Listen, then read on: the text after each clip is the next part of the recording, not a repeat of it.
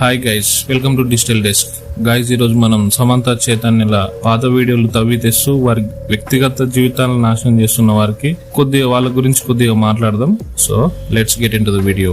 Recent గా నాగ చైతన్య మరియు శోభిత తల్లి నిశ్చితార్థం అయిన తర్వాత సోషల్ మీడియాలో కొత్త చర్చ మొదలైంది. సమంత ఈ విషయంపై ఎలా రియాక్ట్ అవుతుంది అంటూ నెటిజన్లు అడుగుతున్నారు.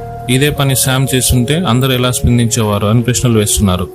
వాస్తవానికి చైతన్య తన హార్ట్ బ్రేక్ నుంచి బయటపడి కొత్త జీవితంలోకి అడుగు పెడుతున్నాడు. అదే సమంతకి జరిగి ఉంటే ఆమెను ఎలా దూషించేవారో మనకు బాగా తెలుసు. చైతన్య సమంత మధ్య ఏం జరిగిందో అది వారి వ్యక్తిగత విషయం.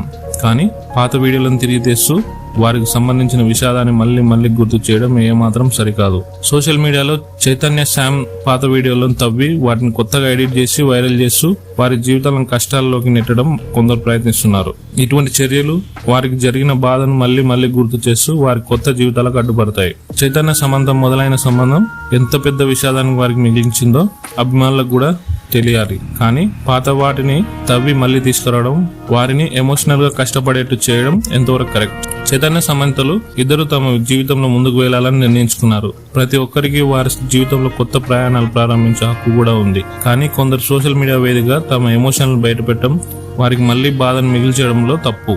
ఇది వారి జీవితాలపై ఎంత ప్రభావం పడుతుందో, వారి గౌరవాన్ని ఎలా తగ్గించుతుందో ఆలోచించండి. ప్రతి ఒక్కరికి తమ జీవితంలో ముందుకు వెళ్లాలని హక్కు ఉంది.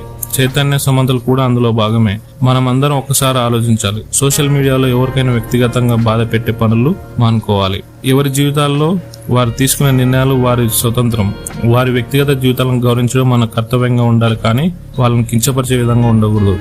ఇది ఫ్రెండ్స్ ఈరోజు వీడియో. ఈ వీడియోని లైక్ చేసి కామెంట్ చేయండి. Thanks for watching. జై హింద్.